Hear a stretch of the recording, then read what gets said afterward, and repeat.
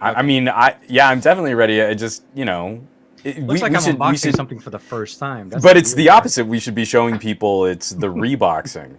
It's the So that's, repackaging of of the NexPad because that's how we do it. It's done. No, we have a I mean, as soon as short-term this stream is loan. done, mine's getting the same treatment where I'm going to be putting it I back in spent a its good shipping part of the box. day just doing that. Let me just reach down and pick Yeah. this up because it's Two really seconds pretty. before. It is. It is. It is It's so absolutely. I pretty. love the simplicity of it. So I saw this at CES and boxes on the floor. So I saw this at CES and they showed it off with the what's it called, the next display or I guess they're moving into a few different form factors than what we are used to seeing the next computers or next computing. Let me just snap that on. And there we are. The NexPad is fully assembled. And here, Juan, can you see yourself in it? And right there. Yeah, hey, there I am. That's what I meant. When you have too many displays, you got to do it. Hey. I'm swimming in too many screens right now. If we're gonna go cheesy, let's go cheese department. So, you guys are just gonna watch the entire stream through the reflections. This is the inception. That's the show's inception. So I made the mistake of also sticking some of like their adapters to the back, and now I can't. It's so hard to get them off. You mean the sticky pad, right? The one out. Yeah. I tried not to. They only included one in the package for me, and okay, they gave me two. Oh, lucky you! Yeah, because mine only had one. So, was yours the circle or the sort of filled-in rectangle? No, it's a solid circle. It's a solid metal. Yeah, a solid piece of metal with an adhesive, a 3M adhesive on one side. Right, circle or the rectangle. Circle. Okay, so I have that open ring, and then they also included a solid rectangle. Oh, sorry. So, that was my daughter's watch. I don't know what the timer was, but she apparently set a timer before she put the watch on the charger in my office. So, the solid piece of metal. No, sorry, my mistake. You are correct. It is rectangle. Solid rectangle. Exactly. Okay. Yeah. That's what I have. I mean, it's like we're describing the marshmallows in a box of Lucky Charms. That solid rectangle was strong enough through the bumper case on my Honor Magic 4 to keep it stuck on there, which was very impressive. Yeah. No, every single one with the Honor, with the OnePlus, with the Huawei. Oh, I'm glad you mentioned that. I still have it behind my case. I need to put this back in the box. I'm so glad you said that. But we can show people here. You just kind of slap it on there, and even if it's not stuck to the phone. Yeah, because that's how we do it. Welcome back to Earthquake Cam. Actually, it's surprisingly solid as far as the adhesive part. I was surprised. Yeah, I honestly thought it was going to be a little bit shaky or something. Sorry, I'm resizing Windows. I'm not ignoring you. Magnets, they do amazing things. So yeah, everyone, welcome to the best of our week, where we've got a bunch of displays to talk. I'm swimming in displays right now. I have too many displays. Dave Burns on the Discord was like, "Oh, you can't have too many screens," and you're like, "Right now in the office, I think I've got 15 monitors." Oh, dude, so I need to. So I like, as much as I love this NexPad, I'm also like, I'm okay sending it back to you guys. It's okay. I know you were so kind to send out this like short term. This is like or pre-release. Pre-release, I guess you would say. Mm-hmm. And just like, okay, this is really sweet. I'm so glad I got to take this for a spin. I have to get rid of some screens. So, well, believe it or not, actually, as fun as it is to have so many screens, it also generates a lot of heat. That's the other thing that you can keep in mind. In a studio environment, especially when it already is, depending where you're located and so on. Like for me, that's one of my biggest problems. Like when I'm setting up this side, I make sure that everything else is shut off in the office, because everything else starts generating, especially those two behind me. Yeah, I can practically just sit here in the middle of winter and I'll be fine. Like it's freezing, it'll be fine. It'll just. I think I'm gonna get rid. I've got that old beat up Vizio TV, which is basically just a panel for my Chromecast, and I think I'm just gonna give up. Wait, was that the one on the wall, or dump it? Not I've got it on the bookcase. On the bookcase. Yeah. I remember on the side by the doorway. Yeah. And it's just like, it makes, when you're sitting too close to a TV, and especially older TVs, they make that electrical coil whine. Yeah. And you're like, I can be sitting across the office and I can hear the TV, Do you know what I mean? Like if the Yeah. TV doesn't have anything actively playing and the speakers aren't on, I can hear the TV. So I can't even leave it on for like having a nice screensaver photo just for some decoration in the office. I can't shoot with it because it does make just enough of a buzz that I can pick it up on my mics, and I hate having to scoop all that out. Yeah. And like I've got this set up here with 2 big displays, one of which I'm going to be doing a video on soon too. And I feel it's just time. I've got to start simplifying a bit more. I got to start parting with some of this kit. Well, I mean, and getting your office setup down to a more, I would say, optimized workflow. That's really at the end of the day, it needs to support what you're trying to do, but not get in the way of what you're trying to do. Yeah. And when it becomes that part, when it's getting in the way, it's counterintuitive. I don't feel like I always try to fix things around, and luckily lately I've been able to use our dining table to be able to film a lot of my stuff since it's a nice service. So yeah, I've had a little bit of relief, but I understand. Yeah, I'm with you. Less is always more. Less is always more. Sometimes. Sometimes. Oh no, absolutely. I mean, and 40% of the time it works every time.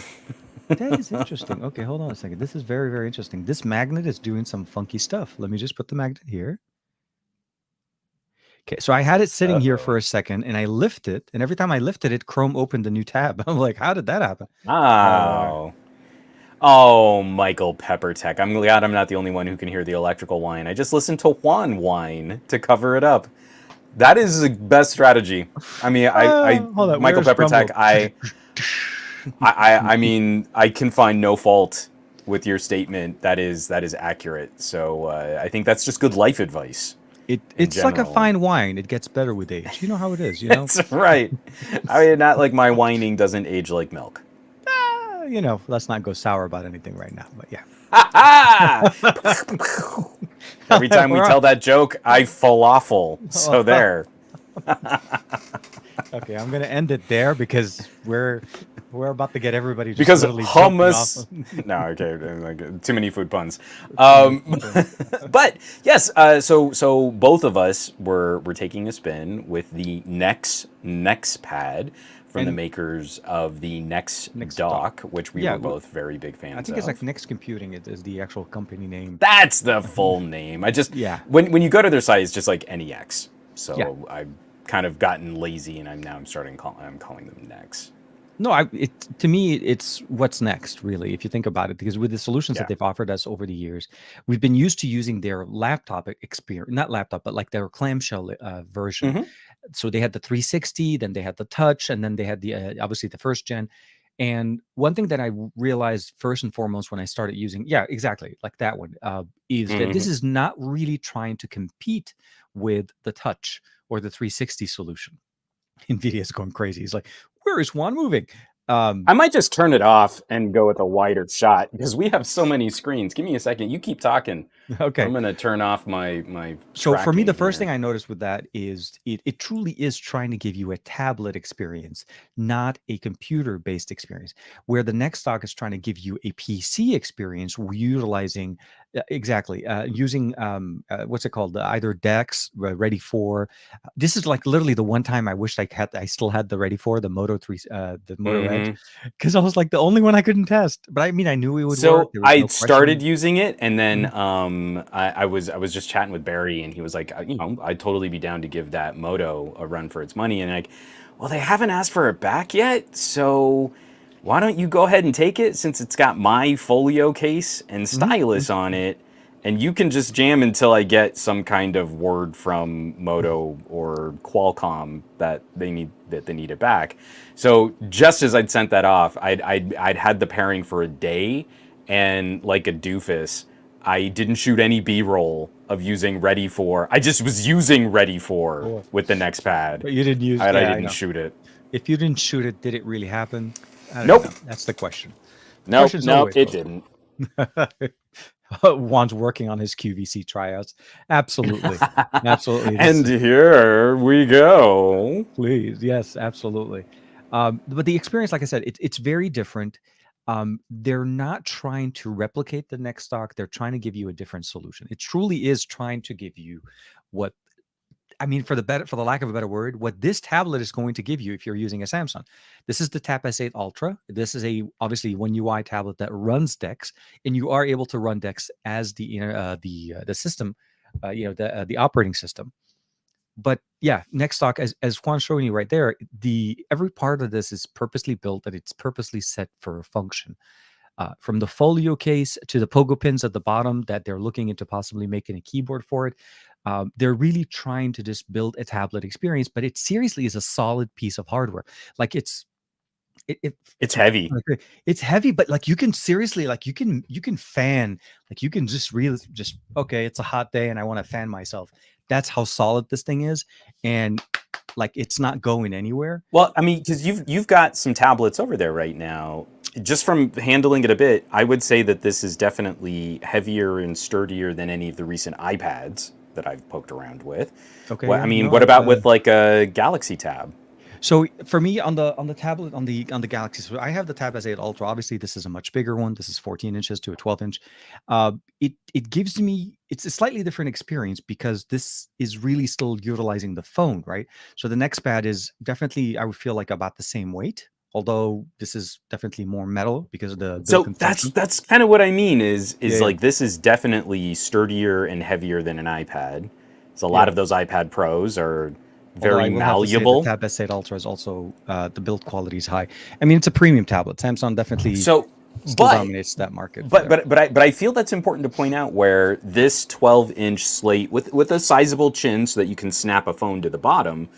Or snap it to the back of the monitor. Doesn't have anything else in it, and the construction is nearly as heavy as a Tab S8 Ultra. So that to me is like, so everything that went into constructing this is machined metal, durability. There is no battery inside of this. There are only some controllers. There's no speakers. There's no SD card support. This is seriously like it's just the hubs. It's just the controllers and the exciter for the screen. All of this weight is going to making something that is incredibly sturdy, and it's one of the most rigid slates that I've had. We've got other screens and stuff. We've got the Innocen 1080p OLED over on the side. It's a 15-inch display that is demonstrably lighter than this, and when you pick it up, you are concerned this is gonna like flex on you if you put too much force or pressure into twisting it. So what they're doing with the NexPad is, again, it is built with a durability and a ruggedness in mind for a portable display that we don't see very often. Yeah, exactly. And it's something that I appreciated more with the NextDock 360 and even the Touch 2. For me, it's been their drive and their force. Even when we get a chance to down the road, if we get a chance to play with the monitor is built exactly the same way. It's that machine. It looks it's chunky solid. And heavy and solid. No. So I would say that the NexPad as a 12-inch slate is about as heavy, maybe a little heavier. Again, this is hard because of size and leverage, but it feels a little heavier than my 15-inch metal WiMAX screen. Oh wow, they're really big. Okay. And that's got like the full wraparound folio case. It's a 15-inch metal clad display, and I would say this is coming in pretty close, if not maybe a little heavier. But what I like about it is the functionality and the purpose built. So like you said at the beginning, and I want to make sure that, I know you guys it doesn't sound like, we both released coincidentally purely out of. Yeah, we didn't plan that at all. Start a line. No, seriously, like I posted my video and I sent him a text during the day. I said, hey, Juan, did NextDock or did Next send you the NexPad? I didn't hear a message back from him, but I saw his video go live and I'm like, yeah, he did. So it was like weird. We did not plan it. And I think we both got them roughly about the same time. But like you were saying before, though, the actual purpose part here, there's a massive space at the bottom for the magnets and the I/O to allow the I/O to go from both sides. So there's wiring in there. There's no battery, but some of the options that we get in here, on top of the fact that the case itself opens or the back cover opens to become like a stand, it's also the fact that it actually flips and becomes a magnetic clamp to the back of a monitor. which I found to be really cool, especially with my MacBook. I ran that with the MacBook first. I was the MacBook 16. Did you try it with the Surface? So I did try it with the Surface. There's just no way to. I got it set up. I got it. I mean, like I felt like I could type, and so it's in my video. It is ridiculously tall, but it is absolutely flimsier and not as sturdy as what using it like side by side. So that's what I ended up doing with mine. So for me, I felt like it was without putting the sticky, since I only had one and I couldn't stick it on one thing. I didn't want to put it on the back of my Surface because I didn't want the adhesive. I still haven't done the video for the Surface. So I felt like, let me just leave that there. But yeah, you're right. I think it's partially the ergonomics. The Surface displays, because of the shorter 12-inch display, 4x3, you don't have enough leverage for it to kind of clamp on. And I felt like it wasn't sturdy enough to keep it up for that long. So I in my video, at least, what I ended up doing is I put them side by side.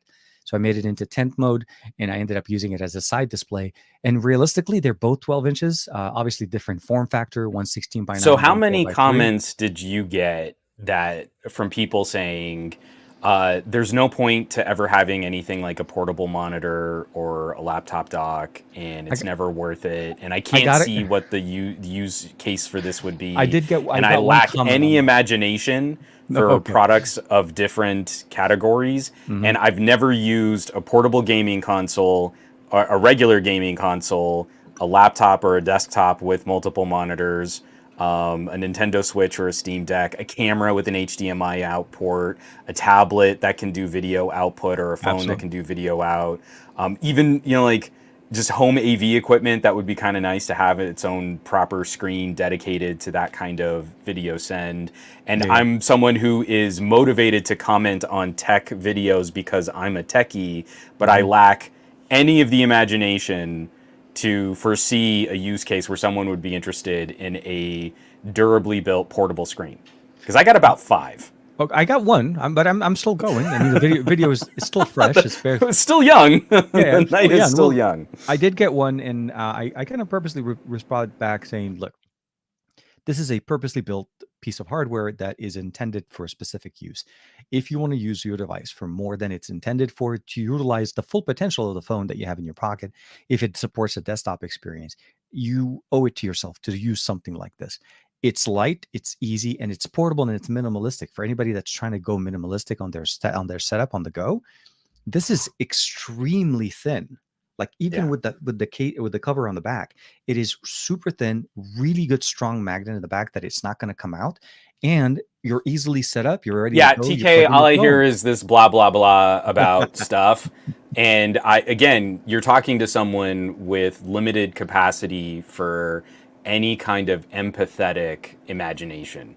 So you need to explain to them in exactly the things that they do with their tech, which I imagine is extremely limited. Like, I would imagine it's something they must be so narrow focused. They can barely use a web browser to get to YouTube. I mean, that's the kind of tech literacy I think we're talking about. So you're not going to impress them with all of the good things about this product. You need to spoon feed them what they might be able to do with it and why they should be interested in any kind of tech accessory. Ready, go. Yeah. Well, I did actually, but I did. And if you can't defend the product, then that means you're not good at tech.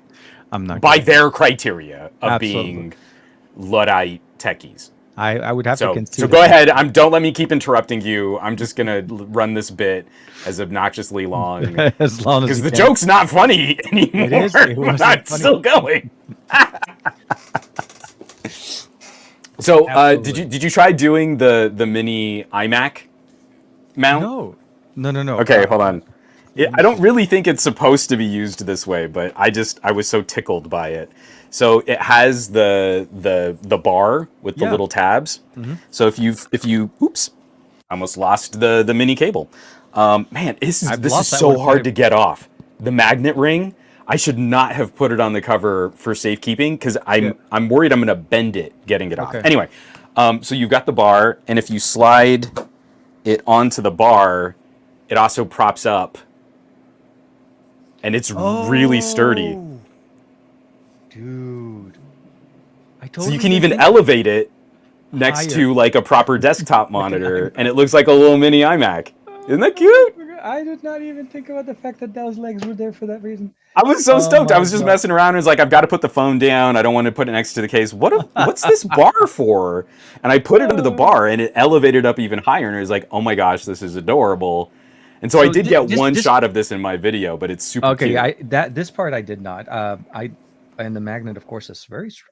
Dang, dude, the magnet. I mean, like, seriously. it's brutal. The only magnets stronger are the ones on the Rode Wireless Go 2 mics that will snap themselves in half if you let them get too close. So anyway, okay, everything about this is great. The only bummer that I have with this screen is that this magnetic folio stand doesn't properly cover the display as a protective covering.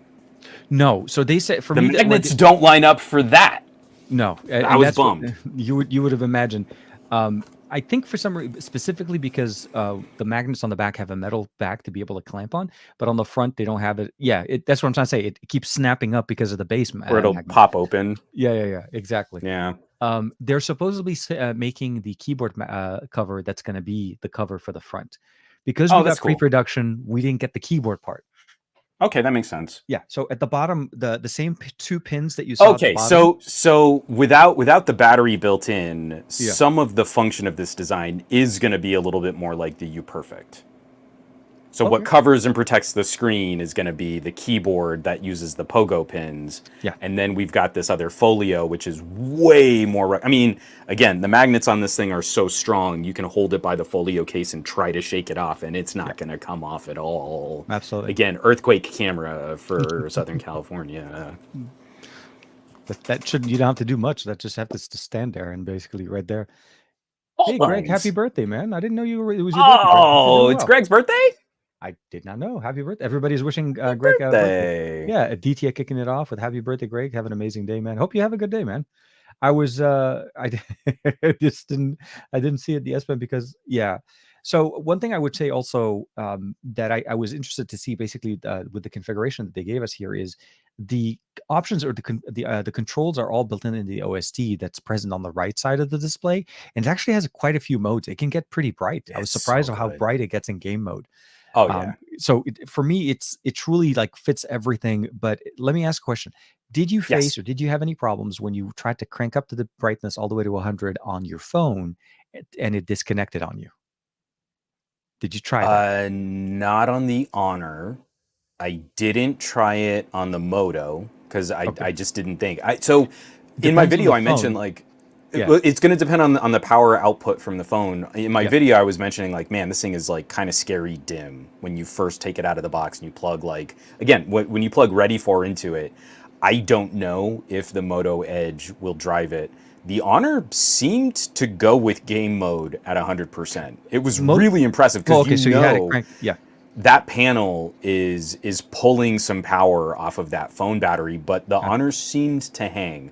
I haven't tried it with any recent Samsungs. My Galaxy S10 is alarming whenever I plug anything into the USB-C because it thinks there's moisture in the USB-C port. Oh, that's right. Yeah. We talked about that. Exactly.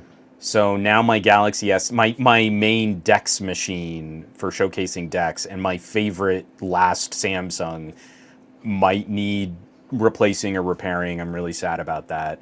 Well, it's not that, I didn't it try be with too bad. I think iFixit has the setup. We should be. No, able to I know. Easily, it's just I don't want to have to mess with it. Oh, that's it's just I don't have the time, and that sucks. And it makes me sad because the S10e was like a brilliant little Mighty Mouse. I need to try it with the V60 because I only just plugged it in with the V60 and the Velvet just to see Screen Plus fire up. Yeah. It definitely won't play nice with something like a Duo. The Duo got real precious with battery life, so running external displays directly off of those. So this is the big difference here. When you don't have a battery, you're really needing to figure out the power consumption. You can't technically plug in a power source. It's not like you can't. Oh yeah. But the concern obviously is if you're on the go, you're trying to use it. So that would be one thing you want to keep in mind. It's not really intended to be running all the time, but because of the configuration that you have, not every device will run it at 100%. But game mode for me, so about 80% with game mode, it ran fine on the S22 Ultra, and it does basically it basically just power cycles the display when you hit 100%. It just doesn't have enough power, and it just restarts and it goes back down to 70. So Samsung couldn't do it. Huawei could. I mean, while we're talking, let me see if Honors, if maybe I had that wrong, because I know I fired up game mode at some point, but keep going. So game mode isn't 100%. Game mode adds a brightness level to the current setting that you have. There's still, if you have it at 100 and then you hit game mode, then you'll see if the phone can hang with it. But I mean, to me, it's still about 80% brightness with game mode on. This is ridiculously bright enough to be able to use in any situation. But what I really loved about it is when I paired it with the Duo, with the Surface Laptop Go 2, because it already had a 12-inch display. Like, to me, this was like a perfect pairing, right? You suddenly now not only multiplied your real estate, you have a strong enough of a processor to be able to do all of that work and still keep going. So to me, it was really, really nice. So yeah, here you go, both full screen. I mean, we'll give it a second here at Magic UI. So I go back into game mode and then go back to the first one, top right, and yeah. Oh, good. Yeah, look, it does. It's doing it.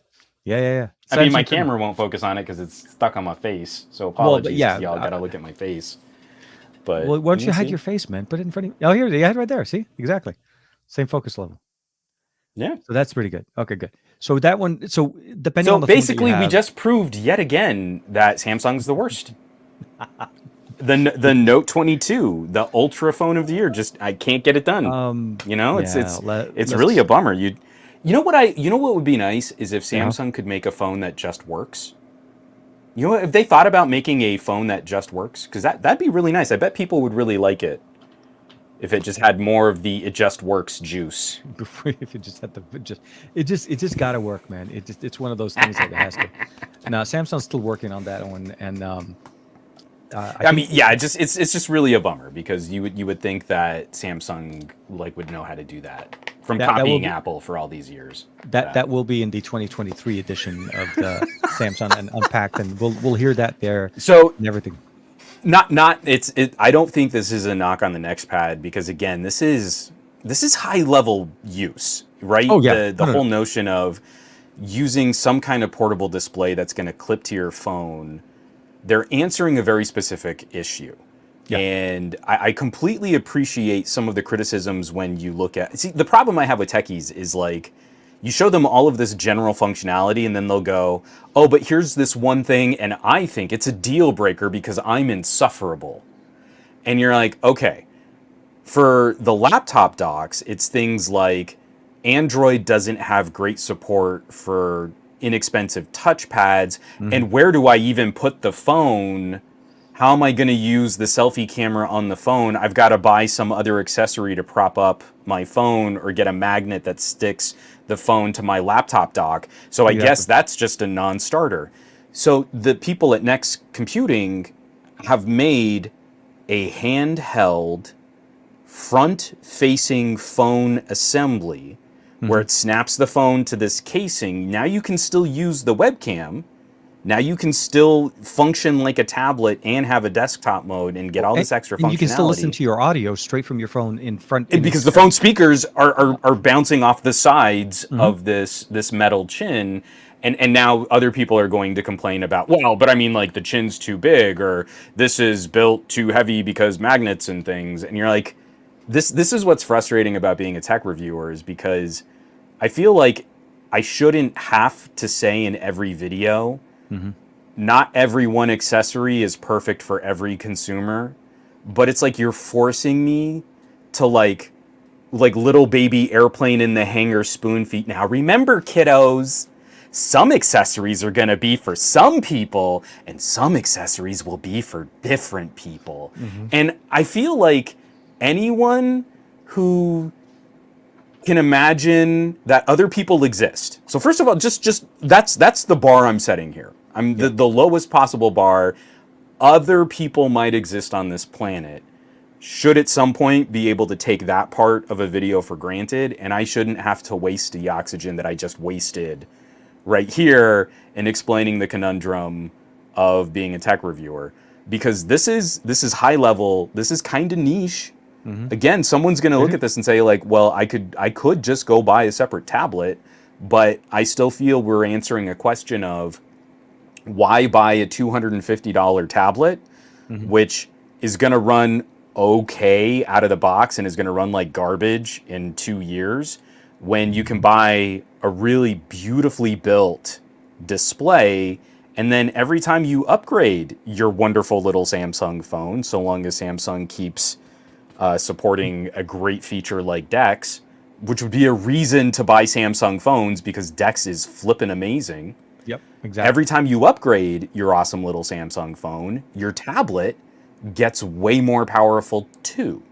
Exactly. And when we're sort of presenting the use case like this, I find it insufficient for people to pick out like the one deal breaker and then act like that's a uniform complaint from everybody. The internet was talking to this one person in my YouTube comments, letting them know that everyone on the internet agreed that nothing was ever worth it and that no one should buy anything. And nothing is exciting anymore.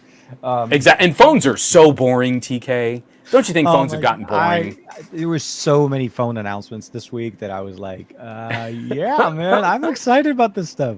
I don't know what this company called, whatever. And they're like, no, phones are boring. I mean, come on. I just get this phone and I snap it right there and I go and I take a video call. That's and a rectangle. Like the camera's right up on top. Right. That's a rectangle on a rectangle. You should be ashamed of yourself for making that. No, I'm just kidding. Oh no! I saw a bezel and I threw up in my mouth. Gavin, I love this one. Phones are boring. Yeah. Yeah, that's the story, and I think we're going to stick to it all the way till July 12th next week. Actually, yeah. So next week, so we're literally less than a week away from the nothing announcement, which I think for the most part we already know mostly on the hardware and software roughly what's going to be.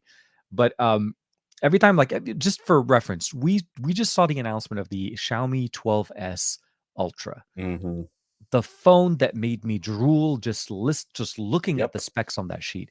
And I was really, really hoping it was a global launch. It turned out to be a China only launch. So like, I'm hoping this is going to change. I'm really hoping it's going to. I really do. I'm very anxious that I don't think it will. Yeah, I think we're back to what happened a couple of years ago with the 10 Ultra. So remember, the first Ultra didn't go global. The second one did. The 11 did, and then it was like this is actually technically much later. Last year in 2021, the 11 Ultra came out at the beginning of the year, and we already saw that. But then this time they waited all the way to so we're in July right now. So obviously, I knowing the sort of relationship that Xiaomi struck up with Sony for that ridiculous IMX 989 image sensor, and the other constraints on manufacturing, chip distribution, knowing that TSMC, I just caught an article, I think TSMC is now responsible for fab on almost 70% of the chipsets and SoCs that are going into portable consumer electronics now. So when you have such a lopsided chunk of the market going to one company, and it's understandable because TSMC is doing brilliantly good work, it also means companies have to kind of bid to spend the cash to get the SoCs that are in demand, let alone all of the other components of the phone. And I feel this is going to end up being something very akin to like a Sony distribution strategy. Yeah. They know they're only going to make so many of these things because all of the components are so expensive, and knowing that they can eke out the most sure profit margins just keeping the regions constrained. Yeah. Like why try to impress people by making any additional phone for any other region if you know you can satisfy a certain amount of demand directly out of China immediately, quickly, get your cash, and then you can keep that as a more limited run device. And it's sad that this won't probably see a broad international release, if it sees any international release. So I'm gonna be shopping it. This is one of the few times I think I'm seriously gonna be trying to shop a Chinese ROM version of a Xiaomi phone, but I gotta play with that image sensor. And I've still had the roughest time getting like a Sharp, Yeah, one of the Aquas or the Aqua's Leica one. phone. Yeah. I I just played a little bit with it's the been Leica phone. so It's actually hard. a pretty. I didn't play with it Yeah, more than 20 minutes. It was at the Qualcomm they look Tech Summit great. last year. It's Yeah, really nice. Single sensor in the back, and I was like, what? And but then you take the cap off. It actually has a camera cap on. I was like, what? Like it was seriously like I geeked yeah. out with that. But Qualcomm has had some good partnerships, and so the 8 Plus Gen 1 will be powering this. The large image sensor, as Juan was mentioning, the IMX 90, is it 989? You said the highest 989. Yeah. 989. The biggest thing that I'm actually interested to see is why. So okay, so I understand the concept of why, and we the not the economics and of things. Why is it sitting only in China? My question would be: is why announce it to the global market though? Like, why tease the global market if you're not possibly going to be showing something similar to this in maybe a different format? We may not see the 12s Pro, 12s Ultra in there, but maybe there's going to Right. be a different iteration that will utilize that large sensor. So I'm Kind of look at hoping. this. I kind of look at this like cars, though. Mhm, You know, like looking at classic Nissan and the mhm, Skyline and into the GTR, and yeah. their aspiration products. Mhm, They help move the conversation. I'm sure there's a trickle down effect. Like, I have a Nissan Sentra as yeah. like my little commuter car. It's fine. It's a fine little car. It gets great gas mileage. But, I wasn't drooling over a Nissan Sentra at the Nissan dealership. I was like maybe putting some inappropriate paw prints on their GTR. I feel like there's still this lopsided coverage for the premium tier. That's what we get excited about. That's the Mhm, entertainment value. That's why we have these streams and shows, and why I've got a silly collection of phones sitting right in front of me. But we also know that the vast majority of people are shopping $400 and under. So I think oh, there's a halo effect. yeah, And I yeah. think that's why they like to make a lot of noise at this, because Xiaomi wants to be respected as not just we're the brand that staples tech together for cheap Mhm, company. They want to be known as a tech innovator and a tech leader in yeah, a space.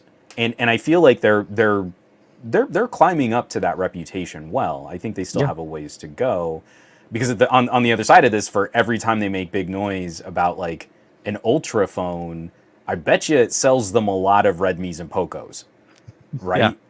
Yeah, Because or again, even, they I wanna say that people I want to saw be in the somewhere. same umbrella. They want to be associated with the same company. And when the company's making big things happen at the high end, and some exciting things happening at the high end, and there's this positive commentary about the the most expensive products in a company's lineup, I bet you that also has an emotional impact on the people that are spending less. In much the same way that people would complain about PCs being crap because they kept buying the cheapest entry level plastic Dell, and they weren't shopping the same. Like, I spent $2,000 on my MacBook, but I spent $300 on this piece of crap Dell. Why aren't PCs as good as my Mac? I No, think there's also the positive aspect of that. I only spent $200 on the Samsung Galaxy A series, but look at all these people saying nice things about the Galaxy Ultra. I'm a member of the Galaxy Club too. They're saying nice things I'm on that about me same boat. also. No, I'm totally with you. And speaking to that, since you actually made a perfect sense out of that one, let me just see if I can bring that into the stream. You know what? I Uh-oh. forgot. How do we share screens? Where does that button go? Did we lose the button? The share?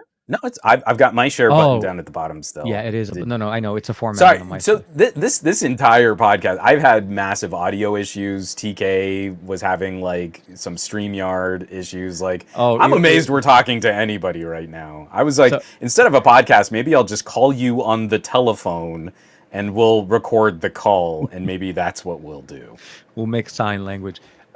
So speaking of what you were talking about, where you said people will be looking at the higher end and enjoying and looking at some of the other things, they also put it so silently in between all of the other tweets that they were pushing out, that they're releasing the 12 Lite that's coming up actually at some point. It says my Nice. style, my shot, unified color scheme. I didn't get any of the other information. I don't even think they said when. Comes in a Yeah, variety of I options and didn't colors, match your style, and that I was it. didn't catch it, but again, it's it's the same thing. I think Xiaomi has learned an interesting, profitable, and ultimately launching on the minorly 13th, I guess, frustrating or something lesson like that. from Yeah. from Samsung. Sorry, yeah. I mean, we look at every major Galaxy launch now, and there's like a trio of Galaxy S phones that get pushed out, and overwhelmingly the conversation focuses on the most expensive. And we still have conversations today with people who seem perplexed by the differences on the less expensive phones.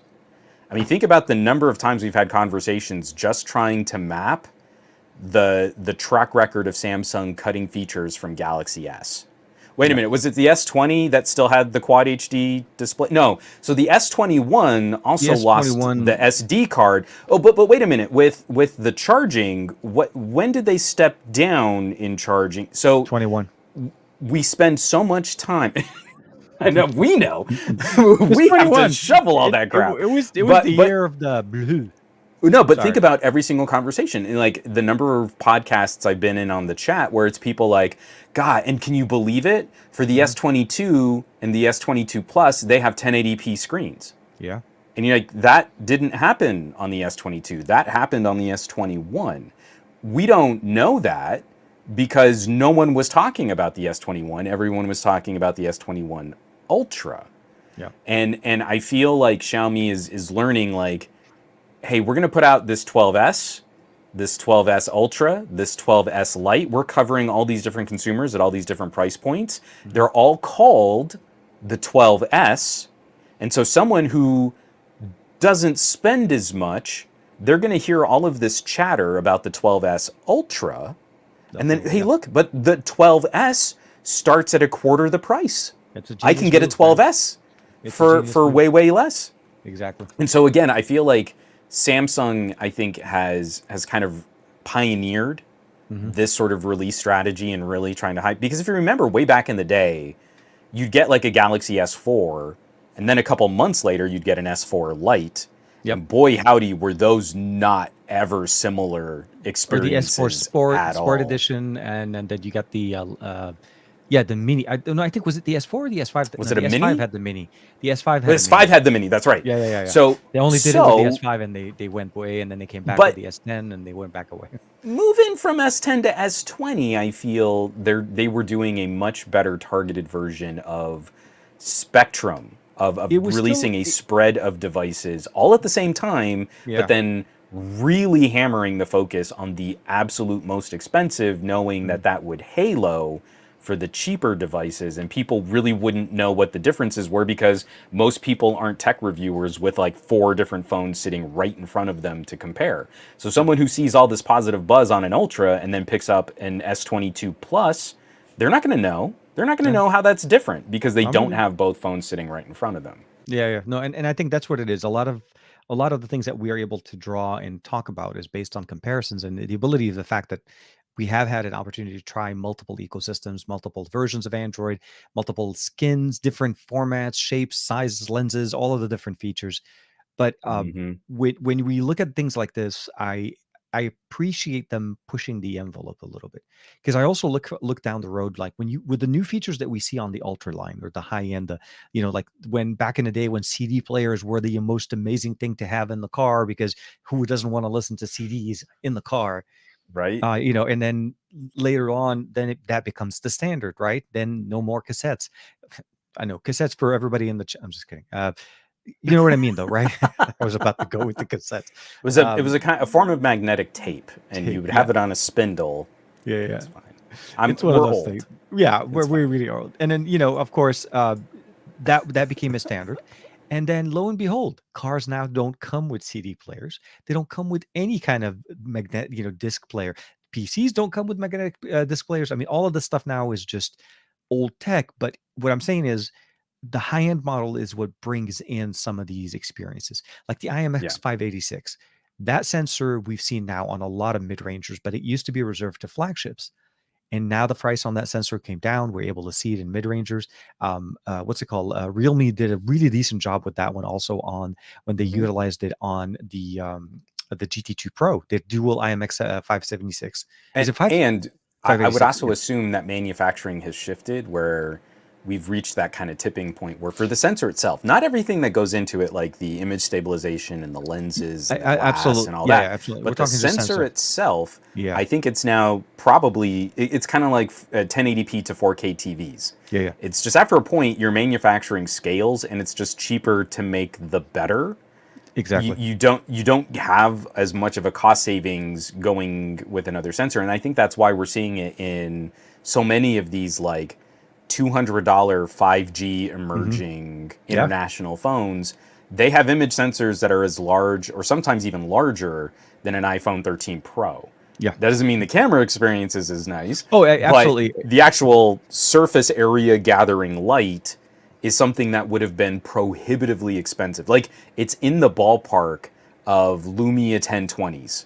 Oh man, yeah. And now we just kind of chuck that as the affordable option into a $250 Poco. Like, that's fine. And, Like, and at the end of the day, so crazy to see the evolution on that. and the press material that we see around it, a lot of people are like, well, my phone has 108 megapixel camera. So you're living vicariously through the spec as if that like you said, Right. 108. Oh man, that's hilarious. I mean, proof in the pudding. Sony can do so much with a 12 megapixel sensor, even to this day, that other companies are having to jump into 108 to do. No, what I meant to say is though is that that's the stuff you appreciate. I mean, obviously, right now I'm not saying that within the next couple of years we're going to start seeing 1-inch sensors on every phone, but I can probably see that in the next maybe 4 years or so that this may end up being something that we see more often, and we're moving on to the next, the next golden apple or the next golden feature that the boring phones are going to be coming up with. So I'll be really curious. There's something about once you start getting to 1/1.3, a 1/1.3 inch type sensor, the manufacturing gets more and more complicated. Absolutely. The camera housing and the amount of depth that you need in the casing of the phone. The casing itself has to be thicker. Where you've got to route all of the internals because you've got basically a giant hole in your phone. And your motherboard is on a shoestring. Yeah, but yeah, keep going. Unless we see some kind of very impressive or like an exotic lens design that now becomes more affordable. Like I saw a company that was doing this like anamorphic style lens array for smartphones. Oh, okay. And you're like, that's really cool. You're getting this dramatic wide image. They're saying like we can kind of, because optically we're doing this, you'll get like 4 times the image detail and clarity and pixel detail. And it's like, that's really cool. The bulge on the back of that phone was like 3 times the depth of like a Vivo. And you're like, that's already a chunk of a camera sensor sticking out the back of that phone. So until we see something exotic happen with lens design where we can compress that, we can make that that focusing depth more discrete in that case, I think we're going to see that divide. Okay. I think we're going to see a divide where you're going to have a premium tier of phones at around $1,000. Some of those will fall in price. Like I'm very impressed that a Pixel 6 has that GN1 sensor in it. That is a huge sensor to have in a mid-price phone. But I think you're going to see a hard line where it's too costly and it takes up too much room. So that's really a specialty feature and it costs specialty dollars. I seriously doubt we're going to see anything much larger than 1/1.4 on an iPhone because Apple knows that their customers won't know or care that there's any difference in going up sensor sizes. Yeah. If they ever match the camera sensor sizes on like a OnePlus 9, I'll be shocked. So it's really on us to say like, well, okay, if you're really into photography, you've got to specify what is it about photography that you're into? Because if it's depth of field and having a more photographic, kind of a shallower, blurrier background, that kind of a thing, you might want to go with one of these phones. If it's more like high frame rate video and action and sports and quick capture, you might not want to go with that 1-inch sensor. You might want to go with something smaller but way more performant. Oh, and faster. Yes, exactly. So again, I feel like we're going to see those hard divisions. It's going to be harder just because we need those numbers. Everyone wants to be impressed by some random big spec. We're going to whip our specs out and compare our specs. But when it comes to the physics, because benchmarks, exactly. But the physics is going to be very costly to overcome to make 1-inch sensors less expensive to incorporate into something that can also fit into your pocket. So what I was focusing on and what I was hoping for in this one is it is the year over year we learn we're better, faster, smarter kind of concept going on as we go with the first generation. This is not the first time we've seen them, as you mentioned just a few minutes ago. Sharp has had a version of it. We've seen Sony release the Pro Eye. There are devices on the market that have them, but what we haven't seen yet is the ability of having them in a form factor that still is very thin as the phones that we've had. We're seeing an increase in size. The thickness needs, I mean, as you said, you need the optics, you need the camera, you need the elements, you need everything in there, and you need to be able to bring in all of that light to utilize the full surface, which is one of the concerns they had with the Sony, is you need to be able to still try to figure out a way to get the full surface to run. But every year, with 2022 being the kickoff, so I'm thinking at somewhere around 2026. That's still quite a ways, and at least 2 to 3 generations of learning process. And I'm hopefully at that point more optimizations, miniaturization of the board, maybe even the boards themselves that we're using currently, even they would shrink just by the factor. Maybe. Yeah. So let me break down where I feel some of those challenges are going to come from with my limited understanding of optical physics. At some point, you butt up against a screen, so you can only go so shallow, right? Well, those are where the bumps are coming in from the back. And it would be okay. I think a lot of people would say, hey, it would be fine if you stopped doing curved glass on the front and back to try and trick my fingers into a phone being thinner, and you just gave me a slightly deeper device. And you could also maybe pack in a tiny nudge to the battery life, because this is a camera-focused device. I might want that. If you make this device a little bit thicker, you can also include better performing graphite, copper, vapor chambers, things that would help the phone run more consistently in challenging conditions. But when we talk about lenses, if we want better coatings, better light transmission, better optical elements, that still means depth. And I think so far, one of the only scientific, not experiments, but I saw a paper published from a company. They're trying to do a stacked sensor using these, it's almost like if you took fiber optics and for every pixel on the camera, it had its own fiber optic trench. Okay. So the light would get, like a periscope, the light goes into the little fiber optic tube, but these are nanotubes. It's not like a traditional fiber optic cable.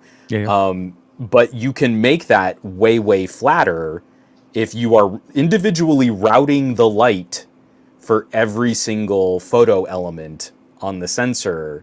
You can squish all of that lens array down way more aggressively because you can literally move the light in other sort of flatter. You can spread that out more.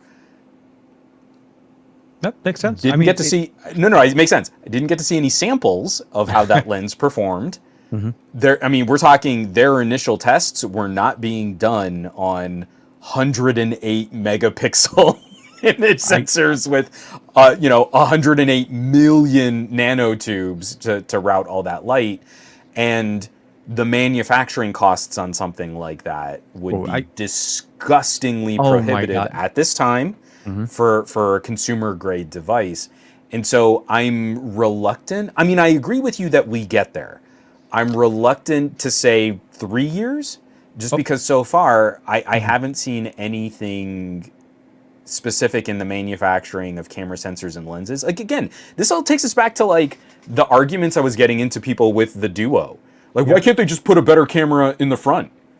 And you're like, you don't think they put the best camera they could have? Like, that's so thin. What do you think the rest of this is going to, like, I need people to be able, again, this kind of goes back to my rant about people who can't imagine things. Like, I just want it to be better and perfect and magical and cheaper. Why can't they just do that? And you're like, well, you're awful at tech and you need to sit down. Sir, this is a Wendy's. But like, what makes you think they didn't put the best shallow camera sensor they could into the front of the Duo? I need you to start there. Like, they weren't just, I know what we'll do. We'll put a terrible camera in the front. Yeah, exactly. That's what we want to do. What company do you think gets into a meeting, into a presentation or a planning session? What can we do to make this thing worse? John, let's go. Right. And go. Put a box, put a cereal box in there. No, it is truly always the best of what they can do with what they have and some of the limitations, like you said. The form factor is going to be a big thing. Maybe I can elaborate a little bit more on the statement. I wasn't shooting for saying that in 4 years we would see every phone with a 1-inch sensor. No. But what I meant to say is that there would be more offerings and more solutions from different companies to try to push that envelope on how they're able to provide us that depth and the ability of allowing the sensors to fully function and get the amount of space that they need. You're right. I mean, from last year. From last year to this year, we've seen a 100% increase in the number of proper full sensor surface area 1-inch camera phones. Absolutely, and we had one. Actually, technically, it's almost a 200% increase from the last Sharp to the Sharp and the Leica. Oh yeah, and this Xiaomi, the Xiaomi 12. So that's pretty good. A 200% increase in the number of phones. So we are seeing some improvement, and it is always going to be slow. And my main thing is obviously performance and what they're able to do, and then of course the processing and how they're going to basically apply their color science and so on. I wanted to see basically how, since Leica had such a strong collaboration with Huawei for so long, and then that collaboration ended, and then literally like not even without skipping a beat, Xiaomi jumps in and says, "Welcome home, baby," and let's start dancing. So this is a huge opportunity because, like, I know people make fun of it, but OnePlus cameras got better when Hasselblad started working with OnePlus. I know it's mostly a software thing, but the camera performance on the OnePlus 9 Pro was a better shooter than the OnePlus 8 Pro, even though some of the hardware is very similar. Zeiss and Vivo is a killer partnership. It's, in my opinion, it's mostly the fun stuff. I don't think Zeiss is doing much to the hardware other than lens coatings. That's true. So the lens coatings I think Sony help minimize as well. Yeah, exactly, the Zeiss T-Star. It minimizes some of that internal reflections, and in fact, I would even say Samsung is probably a nudge ahead with their own material sciences on lenses. But I mean, we're very, very close. Vivo and and the Ultra, the Note 22 are neck and neck. What was the other one? So Leica obviously is getting into this really big. I'm actually kind of, I shouldn't say surprised, but I'm a little disappointed that we haven't seen like Nikon get involved with mobile manufacturing, because the whole market for standalone cameras is eroding. We're probably down to seeing maybe 5 to 10 million total camera bodies sold over the next year, the next fiscal year in 2023.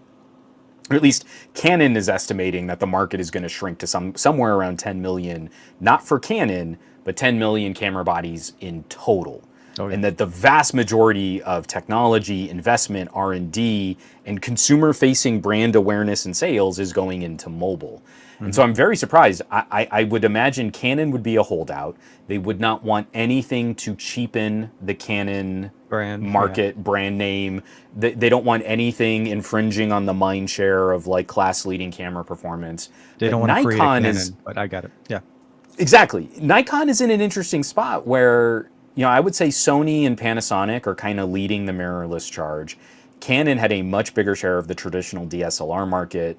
The new Nikon camera bodies have been great, but they also have that Nikkor glass that would absolutely be a great label to staple onto the back of a phone. And they could make all these accessories. They could really try to drive that relationship. I'm not surprised, but I'm very disappointed that we haven't seen that partnership try. I mean, at least Panasonic tried a smartphone camera thing, and it failed. But I mean, like, Nikon hasn't done anything with any kind of collaboration or any type of partnership. Well, I mean, at the end of the day, it's more about what do they see themselves diversifying enough, or maybe they feel like there is that brand loyalty that they don't want to maybe dilute it. Maybe they feel like, if Yeah. Canon's not doing it, we're not going to do it. Sony obviously is way beyond what they're doing. They're not trying to, they're not trying to hold back. They literally drive 90%, 90 to 95% of the market's image sensors, and that's literally how they're in everything. Money wise, it's there, but my concern and what I worry about is, you're right though, the standalone camera body is less and less attractive to most users now with the type of sensors that we have on mobile devices. And I've seen this over and over. I traveled with phones, with cameras, and I Mm-hmm. chose to use the phone more because A, the thing looks beautiful. B, I don't want to spend 5 minutes setting up my thing just to get a picture. And then by that time, somebody jumped ahead of me in line and I can't do my stuff. Um, for mobile technology and what we do, you need to be on it. You need to be fast. Your phone is literally the camera, the studio, the editing tool, and the production, and and the publication tool that you need. And you're going to be able to do more with it as you go. So those are the things I'm excited, and that's why I want to see better camera or better capturing mechanisms that we're able to use. So the 12S Ultra is very exciting. Like you Mhm. said, the chances of getting one, I mean, they're selling for about 1,100 pounds, not pound, See, euros. that's the thing that blew my mind. Is It is. it's Uh-huh. it's to me, it was surprisingly not as expensive as I thought it was going to I was be. expecting 15 to 16. Yeah, seriously. Like when I saw that, I thought I was that's where the thinking pricing and 14. I was thinking somewhere in there, and yeah. you can climb up to, but I was thinking 14 to start, What? Yeah. and that's not what it 10, is. 1,100 euros for the 8 120. I want to say 8 128. There's basically three configuration. There's an 8, there's a 12. So the 8 128, 12 128, and 12 512 variants of the phone. And for me, honestly, the camera is going to be the exact same.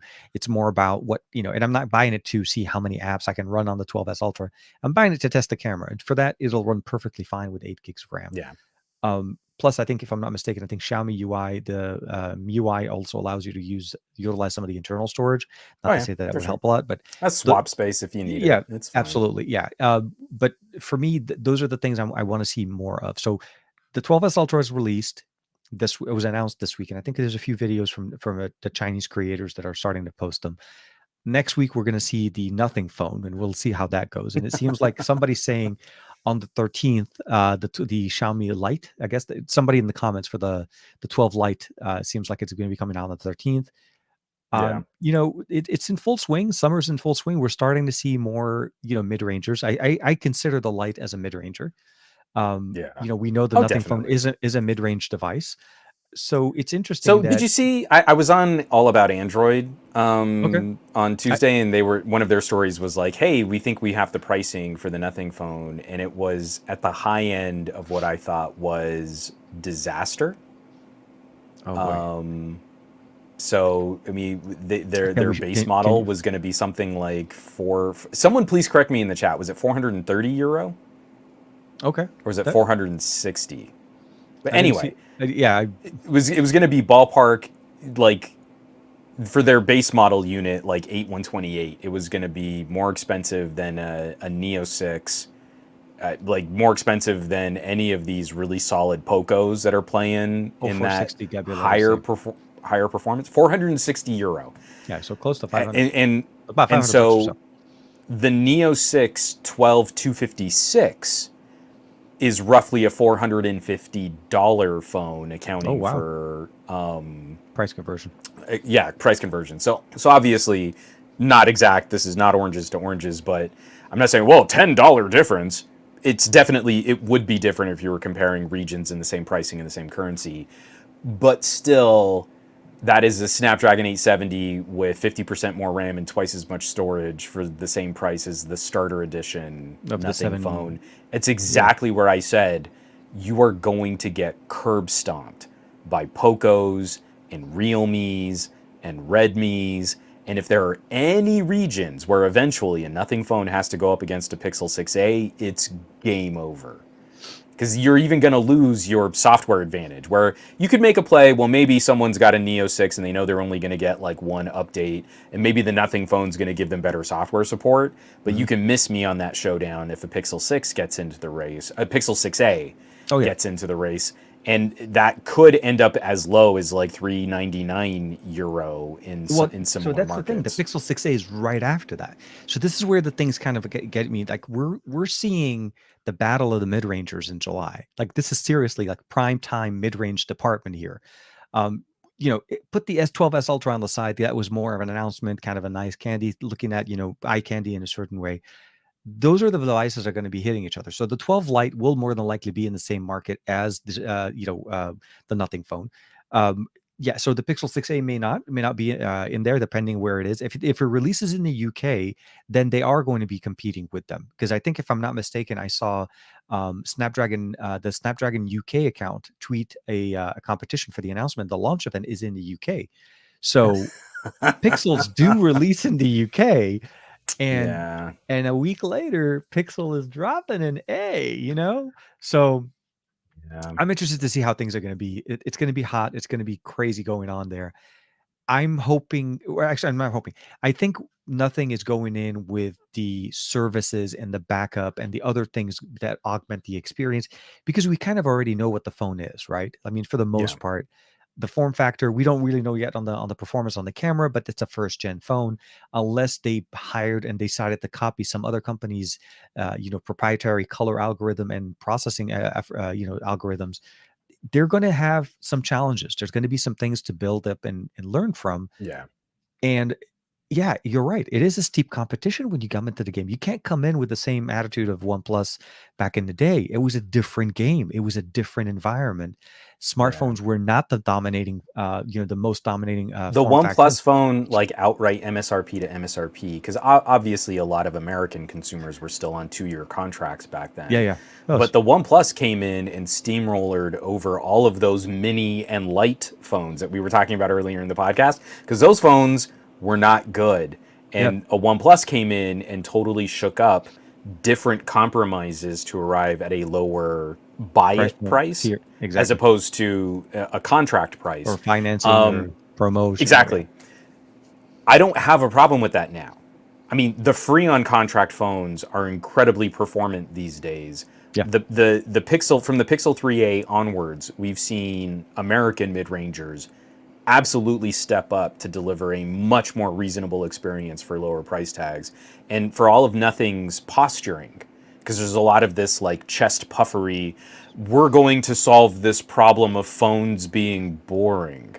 And you're releasing one of the most boring phones of the year, minus a couple design accents that I can get on a gaming phone for not a lot more money than what I would spend on that. Speaking of which, the ROG Phone 6 came out with all the RGBs that you need. But, but I was gonna say, like think about like a Black Shark, you could get really close to that Nothing phone and get a very performant gaming phone with shoulder triggers and a better thermal design, and a more powerful SoC. I mean, again, the Nothing phone will have did that absolutely banging. But I mean, like Black Shark technically is available in more markets, even though we know it's kind of not really, but it sort of is. Kind of like Red Magic, it does sell in the United States, even though it kind of doesn't, but it is, but it does.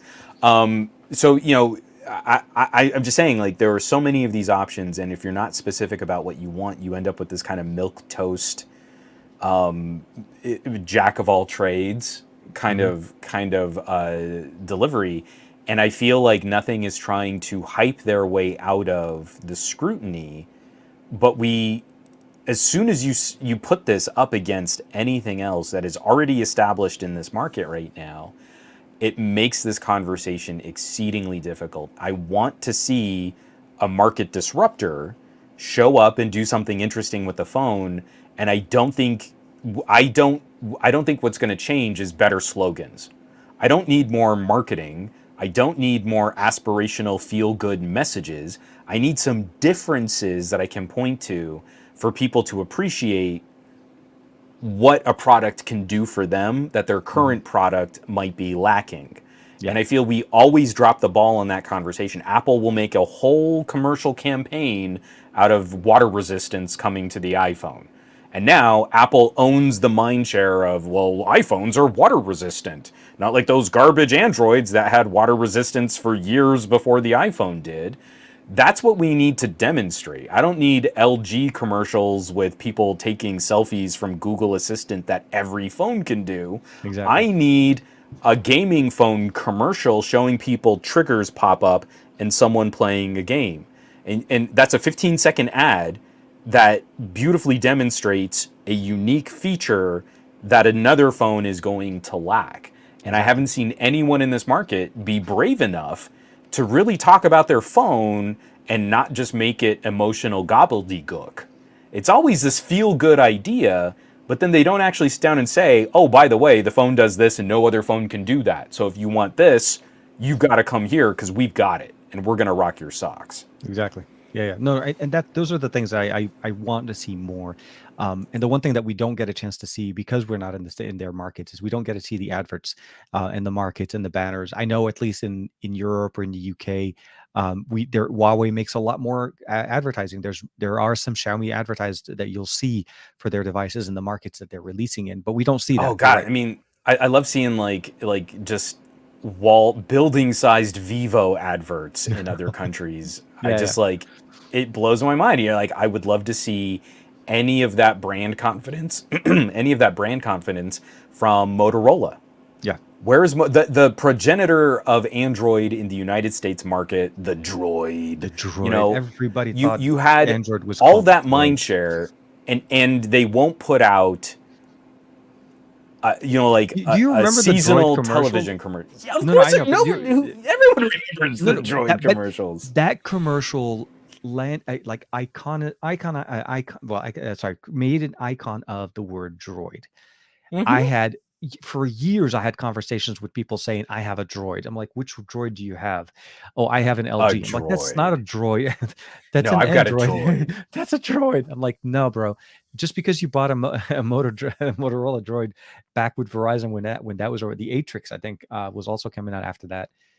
You're right. Motorola had and they will. But I mean, again, I'm being very specific about brands. You know, my beef with LG and all the excitement. I've really enjoyed using the Moto Edge Plus. It is a great phone.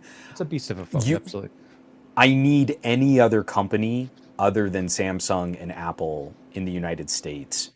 And I'm so happy to see Google is the company that's stepping up to have a little bit more confidence in their products to reach out directly to consumers, side running around carriers to try and have that brand recognition conversation, because that's where this market is mostly failing consumers. No one knows your product exists. No one's going to buy it unless they're related to a tech enthusiast who's broad enough to understand the nuance. That's why we see so little movement, or actually we see a lot of movement, but it's all in one direction, with Apple picking up more and more market share. Until we see these companies making the same efforts here that they make in other countries, I don't know why they want to play this game where, well, I mean, we've got this great relationship with AT&T. Cool. AT&T's not going to sell your phone. They'll put it on a store shelf for a couple months and then they'll put it in a BOGO or something. Let me flip the table a little bit, play a little bit of devil's advocate here, because I have a feeling that there's something. Let's fight. So behind the conversation of what Nothing's trying to bring into the conversation, what I feel like the true concept of what's going on, actually, you kind of touched on a couple of good examples. The reason why certain things have been engraved in our memory is because of the budget or the advertising that came with it. Pixel did that very nicely around the Pixel 6, and everybody talked about the Pixel 6 because they finally supported their Pixel line. I mean, what I mean finally, I mean they decided to push the budget onto the advertising department. What if Nothing goes in with that experience, but sells it as the best thing since sliced bread in the advertising department, where they bombard the market that they're in and try to showcase all these features and why it's better looking than the iPhone and better looking than the Samsung, and they start putting a lot of adverts? Do you feel like that could make the conversation shift towards them winning market share purely on advertising, purely on, again, literally, showmanship? Yes. So ultimately, yes. In the short term, no. Because I think, as we've seen from a number of previous tech examples, you need to have a roadmap that can absorb roughly 3 to 5 years of absolutely failing in the market while you continue to push messaging to consumers before a consumer will take you seriously as an option for a daily lifestyle companion device. I still think it's the best sort of example of this trend, because the best example of this trend would be like the Surface Pro. Okay. The first Surface Pro came out, got panned by reviewers. What is this thing? Windows 8. Oh my gosh, it doesn't have a start menu button. Could Microsoft fail anymore? And then before Surface 2 came out, well, this was way more elegant than I thought it was. The reviewers were changing up their tune because they didn't want to have to buy Surface Pro 2s, and they wanted Microsoft to keep sending them free stuff. But by the time we got to Surface Pro 3 and generations of marketing, because we were still putting out advertisements, some of them were really dumb, like people doing choreographed dances with keyboard blades, sure. But Microsoft never left the conversation on the Surface Pro. And that was twofold. They needed to push software, they needed to push services, and they had a hardware platform to show off why Windows 8 and later Windows 10 deserved different form factors. They had to lead that conversation.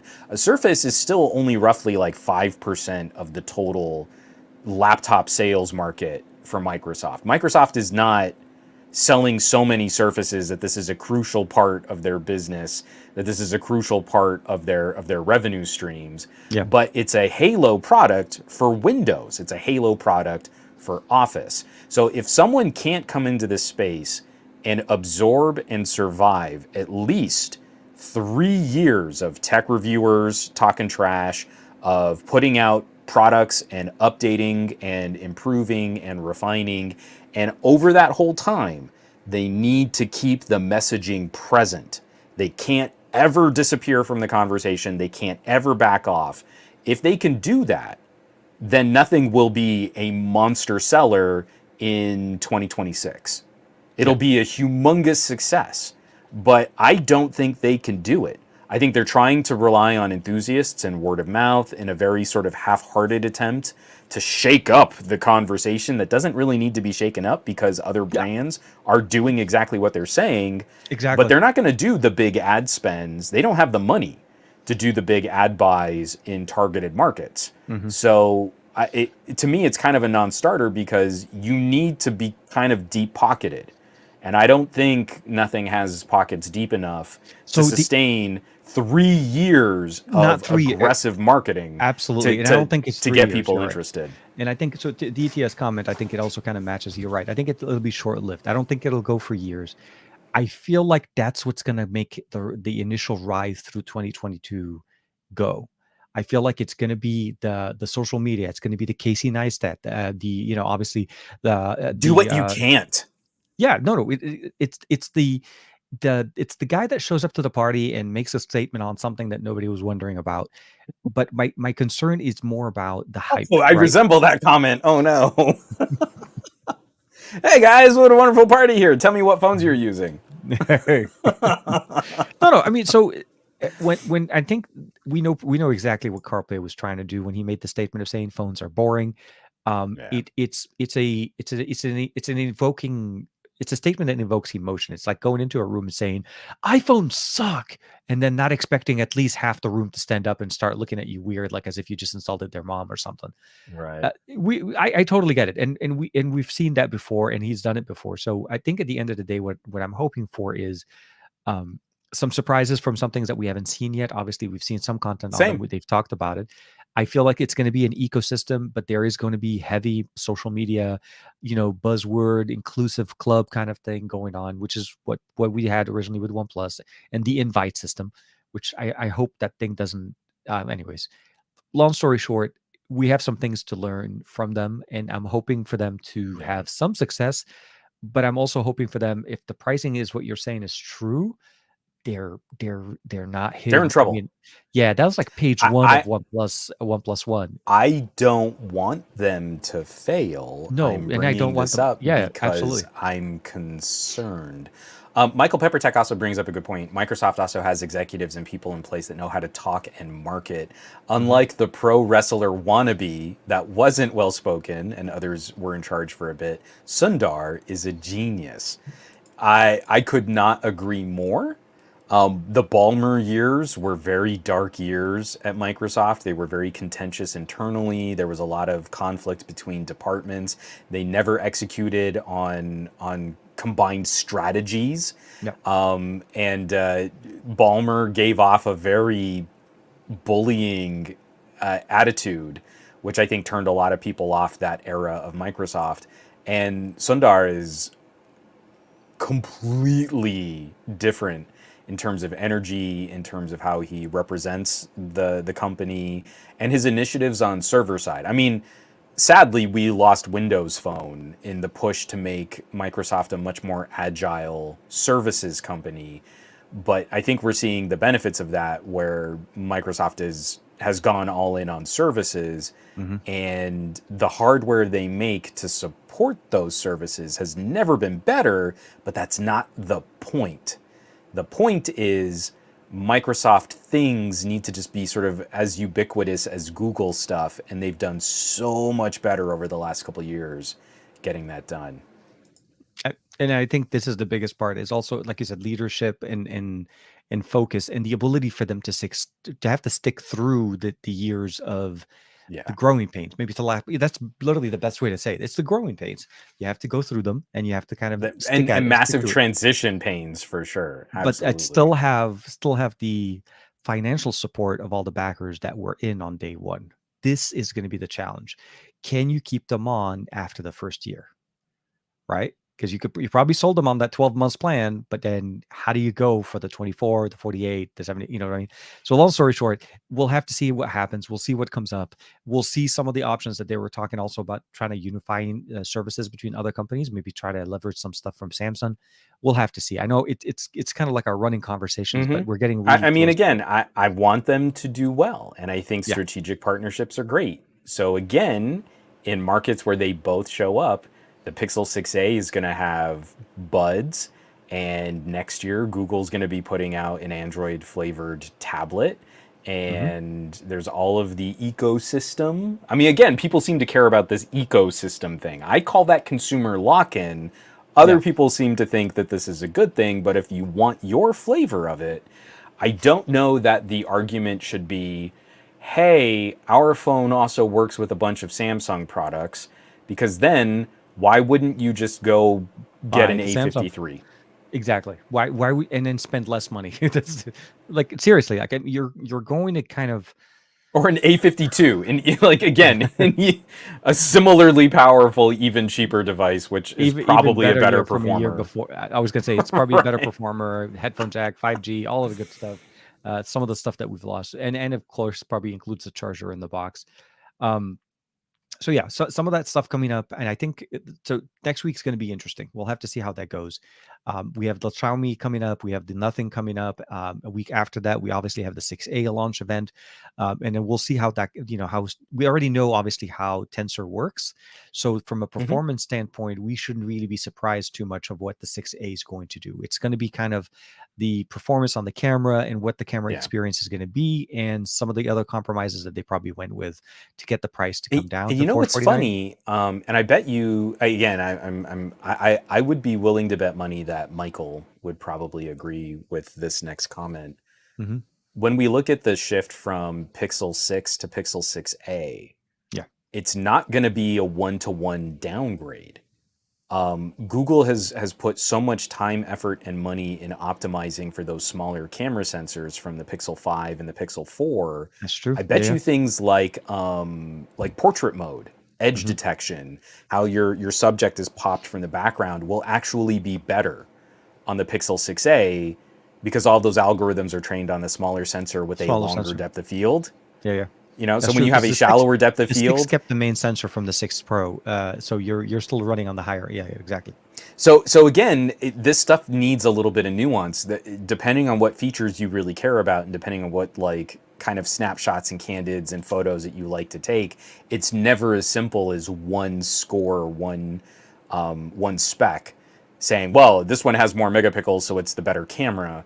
Yeah. There's so many of these little nuances that go into it. And now Tensor, most of those issues, those kinks have been kind of ironed out over the successive updates to the 6 and 6 Pro. We probably, I don't know if you got yours, but we got the for July update today. So my Duo beat I saw yours. my Pixel for updates today. Yeah. Where's Samsung? How come we aren't hearing about the July update for S22s? You have an S22 Ultra. Didn't it also get the July update today? Mine is a little bit TK, on a separate, slower don't track. It's on a slower track because I'm on T-Mobile. I made the mistake and picked up a carrier version. We're back on. Yeah, no, Samsung's a little bit later.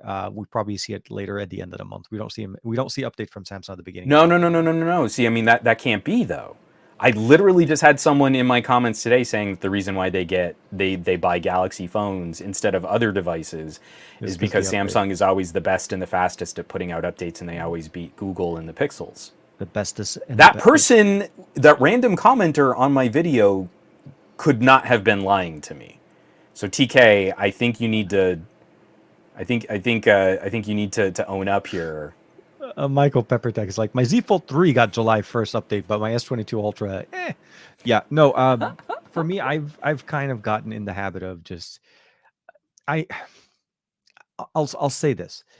Lately, my satisfaction level of what Samsung's been doing with their update system for the last couple of months have been very moving in a downward direction, because I have not seen them fix things, and moving on. They're still trying to patch up and fix things from a month and a half ago. Battery drain is still a little bit higher than it should be. I can tell you that my Find X5 Pro lasts way longer than my my S22 Ultra, and they're running the same SoC. So obviously, and here Pixel just got Focus. Abracadabra, boom. Nope. Wait. No. Okay, I did it wrong. I did it wrong. Don't bring it back. There it goes. There you go. I was like, I went the other. I did. No, it went the right. I'm glad that I'm sorry. One thing I am glad that the Duo 2 is getting updates, and it is better supported in that manner. Samsung, for me, it's been a weird, like, seriously, I don't know how to explain it. I mean, I would recommend Samsung the S22 Ultra for a very specific person, and it wouldn't be a general recommendation. And for everything else, I wouldn't even recommend the 22 or the 22 Plus. I would just shift over to a OnePlus, honestly, like a OnePlus 10 Pro. Now that we finally have the higher storage and RAM configuration, you have a selection to go between an $899 or a $999. But I mean, again, even here in the United States, I mean, the hardest question, the hardest part of the conversation is just getting out of someone, what do you do on it? Exactly. Because if you're productivity focused, man, I'm going to push you towards a Moto if you're talking premium. Yeah. I like, unless you're telling me you need a very specific kind of like photo content creation, you want those cameras, the Note 22 being like $300 more expensive than a Moto Edge Plus, I think is kind of tough with less storage. I'm at 300, but I had to jump a few more hoops to get the 512 just to get what the 899 Moto Edge Plus was offering. Again, I'm kind of being fair. Like, if you go, because you can very regularly find a Note for like $100 off, or like go up a storage tier for the same price as they did the that lower at launch. storage tier sales. That's how I was stuff able like to that. do that. Yeah. Sure. Again, I mean, I'm even trying to be fair in comparing a sale price Note against the Edge Plus. But at the price of an S22 Plus, oh man, Moto and OnePlus, I think, have built the better devices this year. The Pixel 6 Pro, I don't think I'd make a strong purchasing recommendation so soon before the Pixel 7 is out. Yeah. But, if you were shopping more towards the beginning of the year, I haven't had anything that I felt was a significant deal breaker for the person who would be interested in a Pixel. And I feel it's just we're kind of locked in a conversation, like you were saying. It's like once you start playing around with dollar tiers, $1,000 phone has to have a reason for it. Yeah. Right? It can't just be. I'm more sure it is expensive for a phone. lot of people. I want to show off that I spent a lot on a phone, I guess. Yeah. But the only label that people are going to care about for that is Apple. So already the vast majority of those people are eliminated from any conversation that I would want to have. Like, I don't talk to anyone in my circle of family and friends who's that impressed by gadgets or phones. So everything has to have kind of like a purpose or a reason for why they would buy more than an A series Pixel. Yeah, And absolutely. from there, it's like, as long as you can get any kind of specificity, I feel there are always better targeted options than just, I don't know, the S22 is the easiest phone to get at my carrier, which is a terrible reason to buy a phone. And well, I mean, the reality, there is going to be that certain subset, but at the end of the day, if you buy with your pocket, you are going to look for what gives you the best bang for that dollar that you're spending, or for that currency that you're spending. And the mid-ranger, like I said, this is why I'm excited for July, because that is the fight. This is mid-rangers at it. I'm still really worried about the fact that we haven't heard one phone being launched with the 7 Gen, because I thought that was going to be the I mean, literally, we had this conversation. We thought the Nothing should have been a good launch factor for that, as opposed to the Although, 778. did you read the, or at least did you go through any of the videos for the next ARM reference designs? No, I haven't. I've been somewhat swamped So this week. Yeah. So again, a massive shout out to dudes like Tech Potato, Dr. Ian, Dr. or Ian. Gary Explains. I think also did some. I think he did a pair of videos both on CPU and GPU design. I'm not surprised. Again, I'm disappointed, but I'm not surprised. I wouldn't be surprised if Qualcomm were holding off on 7 Gen 1, knowing now that the refined medium and small cores from ARM are getting tweaked for power efficiency. I feel this is one of the things that is letting down the Samsung fabbed version of the 8 Gen 1, is that the hardware that's responsible for lower power activity is actually thirstier in performance per watt than what we had on the 865 or even on the 888. So this core configuration that would potentially go into a 7 Gen 1 makes more sense when the new 700 and 500 series cores, they're not more performant. They don't have higher performance. They've got the same current performance at 5 to 10% power savings. Yeah. That is so much more what we need. And if they had done a 7 Gen 1 off of the first generation of these cores, it would have been way worse a performer at a noticeably higher power draw than using a 765 or a 778. Yeah. No, and I think this is the big benefit. If they do truly just give it some time and wait for it, I just was excited when I finally heard about the 7 Gen 1, and then all quiet on the Western Front kind of thing. So yeah, you're right. That makes perfect sense. If they are waiting for a better power to performance ratio on those lower mid and lower cores, that makes more sense, because you don't want to get into that same problem with a mid-range SoC that you're dealing with on your higher end. Because the biggest advantage to going mid-range SoC is better battery life. Absolutely, yeah. And exactly. The 765 has proven that. I mean, it is such a great chip. Solid. I just want to point this out from Gabaletta. I've had customers in my line of work try to flex about how expensive their iPhone is. Then I pull my phone out, which costs way more, and they go, "But it's an Android, so it's cheap." And I know that feel. I've got to do something like pull out a Duo, where they've never seen engineering like that. Also, Micro Peppertech has had a number of comments in the chat, but I really liked this one. I totally love that the Tensor is going to be on the Pixel tab for the same reason. Devs getting tablet hardware that Google has told us they're serious about, and software progress for Android tablets. So Pixel 6a means developers are going to have a high-performance chip in an inexpensive phone to demo software. If we want developers to take better advantage of our phone hardware, we need to keep giving them hardware where the average users around $400 are going to have that hardware. Because no developer is going to make an app that only runs okay on an 8 Gen 1. Like, that's such a tiny fraction of the market. They're going to say, like, well, most of the people that would maybe use our app are using much lower performance chips. So once the prices on denominator, absolutely, once prices fall on things like Pixel A series and Pixel tablets, we'll see developers take a bit more interest in, oh, well, maybe we can push this a little bit more, or maybe in a game we can do this with graphics and make it a little bit more engaging. Yeah, I'm with you, and those are the things. Yeah, was there any other comments from Michael or no? Oh, I mean, I kind of summed up like five comments that he put all back to back. But I mean, we'll probably be getting a little bit more word on Pixel tablet, towards the end of the year or early next year. But Pixel 6a to Pixel 7, I think, is going to be an interesting stretch. We may hear more about the tablet around the Pixel 7 launch event. They may tease. I think it's going to be interesting because we're also going to be pitting this up against, iPhone 14.